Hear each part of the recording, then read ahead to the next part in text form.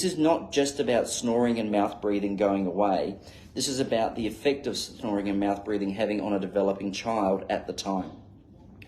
And basically, kids that are not breathing properly are not sleeping properly. And the younger they are, the more vulnerable they are to damage. And the damage is quite significant. You've just got to have a longer time frame than 6 or 12 months, okay? Because down the track, there's learning and behaviour problems. That's neurological and brain development. There's also cardiovascular things. We're getting much better research now, which has shown having sleep disordered breathing as a kid is ramping up your chances of having high blood pressure as an adult.